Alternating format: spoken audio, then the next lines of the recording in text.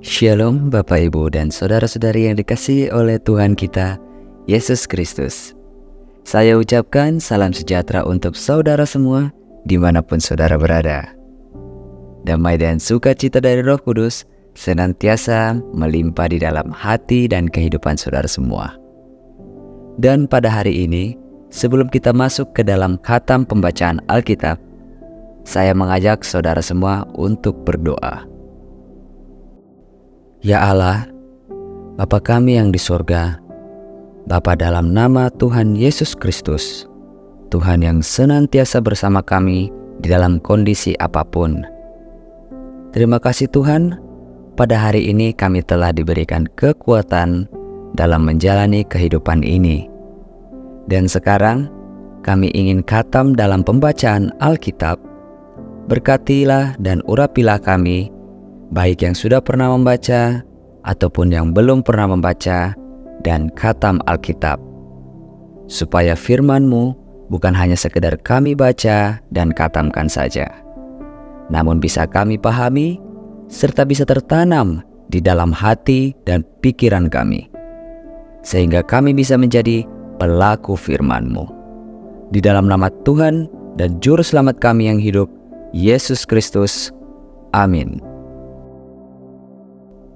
Keluaran pasal 2. Musa lahir dan diselamatkan. Seorang laki-laki dari keluarga Lewi kawin dengan seorang perempuan Lewi. Lalu mengandunglah ia dan melahirkan seorang anak laki-laki. Ketika dilihatnya bahwa anak itu cantik, disembunyikannya 3 bulan lamanya. Tetapi ia tidak dapat menyembunyikannya lebih lama lagi. Sebab itu diambilnya sebuah peti pandan, dibakalnya dengan gala-gala dan ter, diletakkannya bayi itu di dalamnya dan ditaruhnya peti itu di tengah-tengah teberau di tepi sungai Nil. Kakaknya perempuan berdiri di tempat yang agak jauh untuk melihat apakah yang akan terjadi dengan dia. Maka datanglah putri Fir'aun untuk mandi di sungai Nil. Sedang dayang-dayangnya berjalan-jalan di tepi sungai Nil. Lalu dilihatlah olehnya peti yang di tengah-tengah teberau itu. Maka disuruhnya hambanya perempuan untuk mengambilnya. Ketika dibukanya, dilihatnya bayi itu, dan tampaklah anak itu menangis, sehingga belas kasihanlah ia kepadanya dan berkata, "Tentulah ini bayi orang Ibrani." Lalu bertanyalah kakak anak itu kepada putri Fir'aun,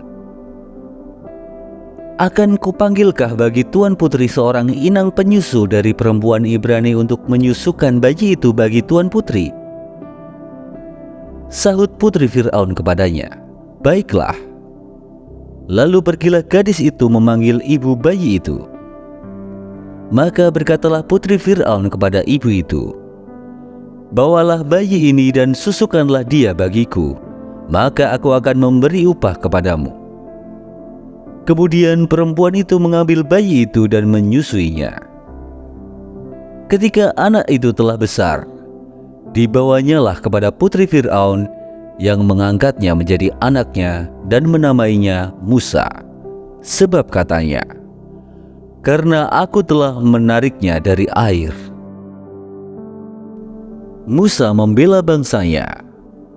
Ia lari ke tanah Midian. Pada waktu itu, ketika Musa telah dewasa, ia keluar mendapatkan saudara-saudaranya untuk melihat kerja paksa mereka. Lalu dilihatnyalah seorang Mesir memukul seorang Ibrani, seorang dari saudara-saudaranya itu. Ia menoleh ke sana sini dan ketika dilihatnya tidak ada orang, dibunuhnya orang Mesir itu dan disembunyikannya mayatnya dalam pasir. Ketika keesokan harinya ia keluar lagi, didapatinya 2 orang Ibrani tengah berkelahi. Ia bertanya kepada yang bersalah itu, "Mengapa engkau pukul temanmu?" Tetapi jawabnya, "Siapakah yang mengangkat engkau menjadi pemimpin dan hakim atas kami? Apakah engkau bermaksud membunuh aku sama seperti engkau telah membunuh orang Mesir itu?" Musa menjadi takut, sebab pikirnya, tentulah perkara itu telah ketahuan. Ketika Fir'aun mendengar tentang perkara itu, dicarinya ikhtiar untuk membunuh Musa. Tetapi Musa melarikan diri dari hadapan Fir'aun dan tiba di tanah Midian. Lalu ia duduk-duduk di tepi sebuah sumur. Adapun imam di Midian itu mempunyai 7 anak perempuan. Mereka datang menimba air dan mengisi palungan-palungan untuk memberi minum kambing domba ayahnya. Maka datanglah gembala-gembala yang mengusir mereka. Lalu Musa bangkit menolong mereka dan memberi minum kambing domba mereka. Ketika mereka sampai kepada Reuel, ayah mereka, berkatalah ia, "Mengapa selekas itu kamu pulang hari ini?" Jawab mereka, "Seorang Mesir menolong kami terhadap gembala-gembala. Bahkan ia menimba air banyak-banyak untuk kami dan memberi minum kambing domba." Ia berkata kepada anak-anaknya, "Di manakah ia? Mengapakah kamu tinggalkan orang itu? Panggillah dia makan." Musa bersedia tinggal di rumah itu. Lalu diberikan Reuelah Zipora, anaknya, kepada Musa. Perempuan itu melahirkan seorang anak laki-laki. Maka Musa menamainya Gersom, sebab katanya, "Aku telah menjadi seorang pendatang di negeri asing." Musa diutus Tuhan. Lama sesudah itu matilah Raja Mesir. Tetapi orang Israel masih mengeluh karena perbudakan, dan mereka berseru-seru sehingga teriak mereka minta tolong karena perbudakan itu sampai kepada Allah. Allah mendengar mereka mengerang, lalu ia mengingat kepada perjanjiannya dengan Abraham, Ishak dan Yakub. Maka Allah melihat orang Israel itu, dan Allah memperhatikan mereka. Adapun Musa, ia biasa menggembalakan kambing domba Yitro, mertuanya, imam di Midian. Sekali ketika ia menggiring kambing domba itu ke seberang padang gurun, sampailah ia ke gunung Allah, yakni gunung Horeb. Lalu malaikat Tuhan menampakkan diri kepadanya di dalam nyala api yang keluar dari semak duri. Lalu ia melihat dan tampaklah semak duri itu menyala tetapi tidak dimakan api. Musa berkata, "Baiklah aku menyimpang ke sana untuk memeriksa penglihatan yang hebat itu. Mengapakah tidak terbakar semak duri itu?" Ketika dilihat Tuhan bahwa Musa menyimpang untuk memeriksanya, berserulah Allah dari tengah-tengah semak duri itu kepadanya, "Musa, Musa." Dan ia menjawab, "Ya Allah." Lalu ia berfirman, "Janganlah datang dekat-dekat. Tanggalkanlah kasutmu dari kakimu, sebab tempat di mana engkau berdiri itu adalah tanah yang kudus." Lagi ia berfirman, "Akulah Allah ayahmu, Allah Abraham, Allah Ishak, dan Allah Yakub." Lalu Musa menutupi mukanya sebab ia takut memandang Allah. Dan Tuhan berfirman, "Aku telah memperhatikan dengan sungguh kesengsaraan umatku di tanah Mesir, dan aku telah mendengar seruan mereka yang disebabkan oleh pengerah-pengerah mereka. Ya, aku mengetahui penderitaan mereka. Sebab itu aku telah turun untuk melepaskan mereka dari tangan orang Mesir dan menuntun mereka keluar dari negeri itu ke suatu negeri yang baik dan luas, suatu negeri yang berlimpah-limpah susu dan madunya, ke tempat orang Kanaan, orang Het, orang Amori, orang Feris, orang Hewi, dan orang Yebus. Sekarang seruan orang Israel telah sampai kepadaku. Juga telah kulihat betapa kerasnya orang Mesir menindas mereka. Jadi sekarang, pergilah. Aku mengutus engkau kepada Fir'aun untuk membawa umatku, orang Israel, keluar dari Mesir." Tetapi Musa berkata kepada Allah, "Siapakah aku ini? Maka aku yang akan menghadap Fir'aun dan membawa orang Israel keluar dari Mesir." Lalu firman-Nya, "Bukankah aku akan menyertai engkau? Inilah tanda bagimu bahwa aku yang mengutus engkau. Apabila engkau telah membawa bangsa itu keluar dari Mesir, maka kamu akan beribadah kepada Allah di gunung ini." Lalu Musa berkata kepada Allah, "Tetapi apabila aku mendapatkan orang Israel dan berkata kepada mereka, 'Allah nenek moyangmu telah mengutus aku kepadamu,' dan mereka bertanya kepadaku, 'Bagaimana tentang namanya?' apakah yang harus kujawab kepada mereka?" Firman Allah kepada Musa, "Aku adalah Aku."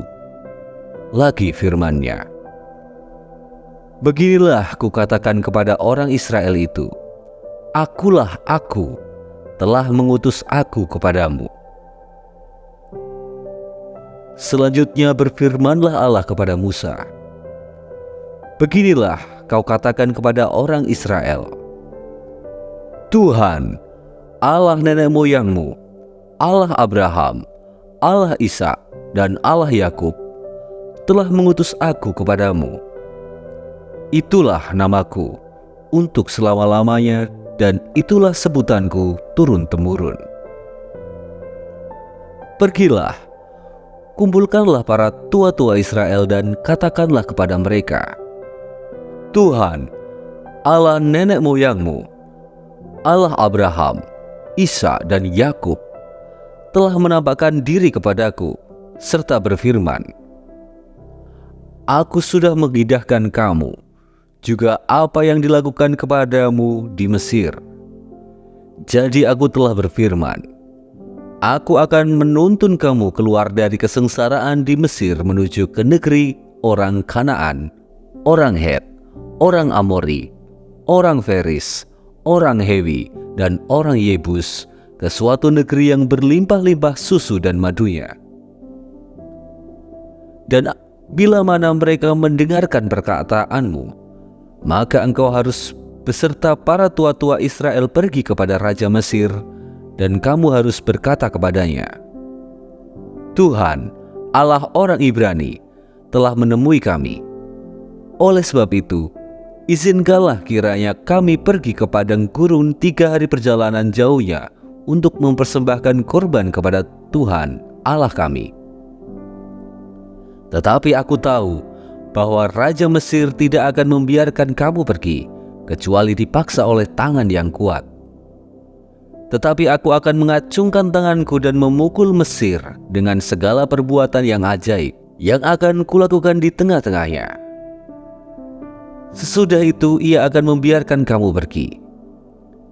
Dan aku akan membuat orang Mesir bermurah hati terhadap bangsa ini, sehingga apabila kamu pergi, kamu tidak pergi dengan tangan hampa, tetapi tiap-tiap perempuan harus meminta dari tetangganya dan dari perempuan yang tinggal di rumahnya barang-barang perak dan emas dan kain-kain yang akan kamu kenakan kepada anak-anakmu lelaki dan perempuan.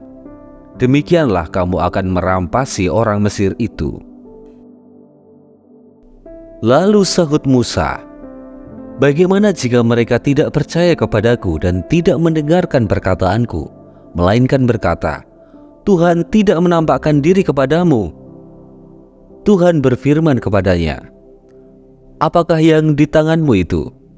Jawab Musa, tongkat. Firman Tuhan, lemparkanlah itu ke tanah. Dan ketika dilemparkannya ke tanah, maka tongkat itu menjadi ular, sehingga Musa lari meninggalkannya. Tetapi firman Tuhan kepada Musa, ulurkanlah tanganmu dan peganglah ekornya. Musa mengulurkan tangannya, ditangkapnya ular itu, lalu menjadi tongkat di tangannya. Supaya mereka percaya bahwa Tuhan, Allah nenek moyang mereka, Allah Abraham, Allah Ishak, dan Allah Yakub telah menampakkan diri kepadamu.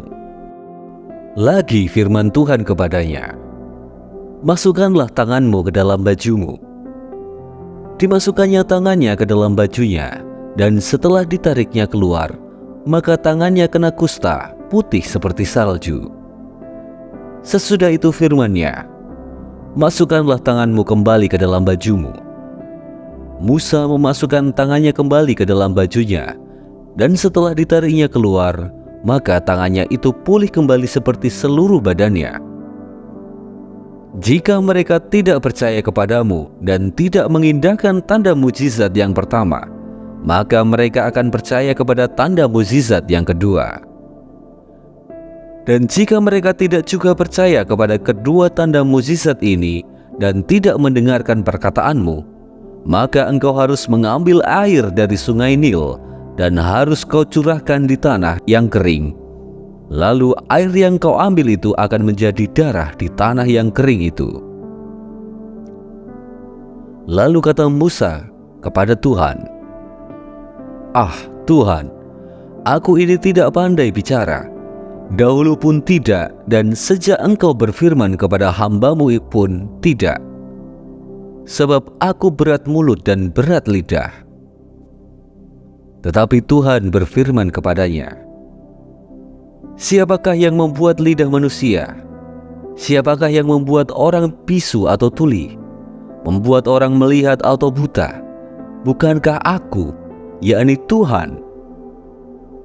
Oleh sebab itu, pergilah.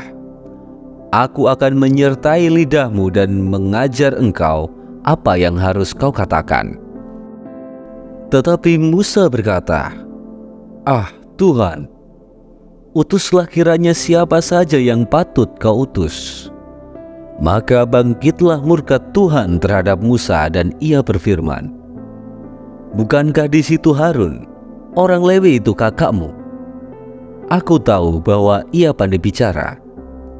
Lagi pula ia telah berangkat menjumpai engkau, dan apabila ia melihat engkau, ia akan bersukacita dalam hatinya.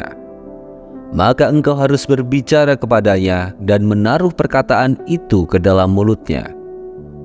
Aku akan menyertai lidahmu dan lidahnya dan mengajarkan kepada kamu apa yang harus kamu lakukan. Ia harus berbicara bagimu kepada bangsa itu. Dengan demikian, ia akan menjadi penyambung lidahmu dan engkau akan menjadi seperti Allah baginya. Dan bawalah tongkat ini di tanganmu, yang harus kau pakai untuk membuat tanda-tanda mukjizat." Musa kembali ke Mesir. Lalu Musa kembali kepada mertuanya Yitro serta berkata kepadanya, "Izinkanlah kiranya aku kembali kepada saudara-saudaraku yang ada di Mesir untuk melihat apakah mereka masih hidup." Yitro berkata kepada Musa, "Pergilah dengan selamat." Adapun Tuhan sudah berfirman kepada Musa di Midian, "Kembalilah ke Mesir, sebab semua orang yang ingin mencabut nyawamu telah mati." Kemudian Musa mengajak istri dan anak-anaknya lelaki, lalu menaikkan mereka ke atas keledai, dan ia kembali ke tanah Mesir, dan tongkat Allah itu dipegangnya di tangannya. Firman Tuhan kepada Musa, "Pada waktu engkau hendak kembali ini ke Mesir, ingatlah, supaya segala mukjizat yang telah kuserahkan ke dalam tanganmu, kau perbuat di depan Fir'aun. Tetapi aku akan mengeraskan hatinya, sehingga ia tidak membiarkan bangsa itu pergi. Maka engkau harus berkata kepada Fir'aun, beginilah firman Tuhan, Israel ialah anakku, anakku yang sulung. Sebab itu aku berfirman kepadamu, biarkanlah anakku itu pergi, supaya ia beribadah kepadaku. Tetapi jika engkau menolak membiarkannya pergi, maka aku akan membunuh anakmu, anakmu yang sulung." Tetapi di tengah jalan di suatu tempat bermalam, Tuhan bertemu dengan Musa dan berikhtiar untuk membunuhnya. Lalu Zipora mengambil pisau batu, dipotongnya kulit khatan anaknya, kemudian disentuhnya dengan kulit itu kaki Musa sambil berkata, "Sesungguhnya engkau pengantin darah bagiku." Lalu Tuhan membiarkan Musa. "Pengantin darah," kata Zipora waktu itu, karena mengingat sunat itu. Berfirmanlah Tuhan kepada Harun, "Pergilah ke padang gurun menjumpai Musa." Ia pergi dan bertemu dengan dia di gunung Allah, lalu menciumnya. Kemudian Musa memberitahukan kepada Harun segala firman Tuhan yang disuruhnya kepadanya untuk disampaikan dan segala tanda mukjizat yang diperintahkannya kepadanya untuk dibuat. Lalu pergilah Musa beserta Harun dan mereka mengumpulkan semua tua-tua Israel. Harun mengucapkan segala firman yang telah diucapkan Tuhan kepada Musa, serta membuat di depan bangsa itu tanda-tanda mukjizat itu. Lalu percayalah bangsa itu, dan ketika mereka mendengar bahwa Tuhan telah mengindahkan orang Israel dan telah melihat kesengsaraan mereka, maka berlututlah mereka dan sujud menyembah. Proses khatam pembacaan Alkitab hari ini sudah selesai. Untuk mengakhiri proses khatam pembacaan Alkitab hari ini, mari kita berdoa. Ya Allah, Bapa kami yang di sorga, terima kasih karena Engkau telah menyertai kami di dalam proses khatam pembacaan Alkitab hari ini.